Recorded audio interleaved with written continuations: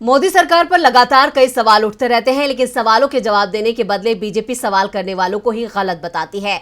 18 से 22 सितंबर संसद का विशेष सत्र होना है, जिसे लेकर विपक्ष बीजेपी से संसद सत्र का एजेंडा पूछ रहा है और सोनिया गांधी ने चिट्ठी भी लिखी। इसे लेकर केंद्रीय संसदीय मंत्री प्रहलाद जोशी ने क्या जवाब दिया है, देखते हैं इस रिपोर्ट में। सोनिया गांधी ने प्रधानमंत्री नरेंद्र मोदी को पत्र लिखकर कहा है कि 18 सितंबर से शुरू होने वाले संसद के विशेष सत्र के दौरान देश की आर्थिक स्थिति, जातीय गणना, चीन के साथ सीमा पर गतिरोध और अडानी समूह से जुड़े नए खुलासों की पृष्ठभूमि में संयुक्त संसदीय समिति यानी जेपीसी की गठित करने की मांग समेत 9 मुद्दों पर उचित नियमों के तहत चर्चा कराई जाए, जिस पर केंद्रीय संसदीय मंत्री प्रहलाद जोशी ने सोनिया गांधी से कहा है कि यह बेहद दुर्भाग्यपूर्ण है कि आप संसद, हमारे लोकतंत्र के मंदिर में कामकाज का भी राजनीतिकरण करने और जहां कोई विवाद नहीं है वहां अनावश्यक विवाद उत्पन्न करने का प्रयास कर रही हैं।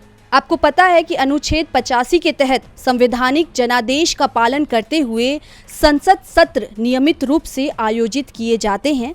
प्रहलाद जोशी ने आगे लिखा है कि मैं यह भी बताना चाहूँगा कि हमारी सरकार किसी भी मुद्दों पर हमेशा चर्चा करने के लिए तैयार रहती है। वैसे तो आपने जिन मुद्दों का उल्लेख किया है वह सभी मुद्दे अविश्वास प्रस्ताव पर चर्चा के दौरान कुछ ही समय पूर्व मॉनसून सत्र के दौरान उठाए गए थे और सरकार द्वारा उन पर जवाब भी दिया गया था। इसी के साथ कांग्रेस सांसद जयराम रमेश ने मंत्री प्रहलाद जोशी के बयान पर प्रतिक्रिया दी है। उन्होंने अपने ट्विटर अकाउंट पर लिखा है कि कितना गुमराह करेंगे जोशी जी, प्रत्येक विशेष सत्र यानी बैठक का एजेंडा पहले से ही पता होता था। यह सिर्फ मोदी सरकार ही है जो लगातार संसद का अपमान कर रही है और संसदीय परंपराओं को विकृत कर रही है।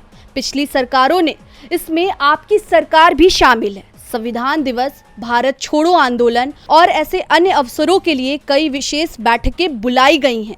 ये रही ऐसी पिछले अवसरों की विस्तृत सूची। शुरुआत विशेष सत्र से करते हैं। 30 जून 2017 जीएसटी लागू करने के लिए आधी रात को सेंट्रल हॉल में एक संयुक्त विशेष सत्र। वामपंथी पार्टियों द्वारा यूपीए 1 सरकार से समर्थन वापस लेने के लिए विश्वास मत के लिए जुलाई 2008 में लोकसभा का विशेष सत्र बुलाया गया था। भारत की स्वतंत्रता की 50वीं वर्षगांठ मनाने के लिए 26 अगस्त 1997 से 1 सितंबर 1997 तक विशेष सत्र बुलाया गया था। इससे पहले ऐसे 2 मौके भी थे जब लोकसभा भंग होने पर उच्च सदन की बैठक विशेष सत्र के लिए हुई थी। अनुच्छेद 356(3) के प्रावधान के तहत हरियाणा में राष्ट्रपति शासन की मंजूरी के लिए 3 जून 1991 में 2 दिनों के लिए विशेष सत्र आयोजित किया गया था। अनुच्छेद 356(4) के दूसरे प्रावधान के तहत तमिलनाडु और नागालैंड में राष्ट्रपति शासन के लिए विस्तार के लिए फरवरी 1977 में 2 दिनों के लिए राज्यसभा का विशेष सत्र आयोजित किया गया था। जयराम रमेश आगे लिखते हैं कि ये रही विशेष बैठकों की सूची। नवंबर 2019 को पहले से चल रही शीतकालीन सत्र के बीच संविधान की 70वीं वर्षगांठ के उपलक्ष्य में सेंट्रल हॉल में दोपहर से पहले विशेष बैठक। 9 अगस्त 2017 पहले से चल रहे मॉनसून सत्र के बीच भारत छोड़ो आंदोलन की 75वीं वर्षगांठ मनाने के लिए विशेष बैठक।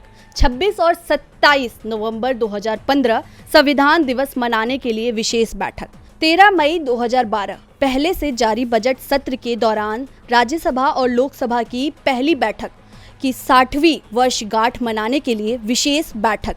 ऐसे में सवाल उठता है कि क्या बीजेपी नए संसद के लिए यह विशेष सत्र बुला रही है, क्योंकि कयास लगाए जा रहे हैं कि संसद का विशेष सत्र नए संसद भवन में होना है। क्या बीजेपी इस विशेष सत्र में कोई विधेयक ला सकती है? फिलहाल अभी विशेष सत्र को लेकर के सस्पेंस बरकरार है। डीवी लाइव की रिपोर्ट।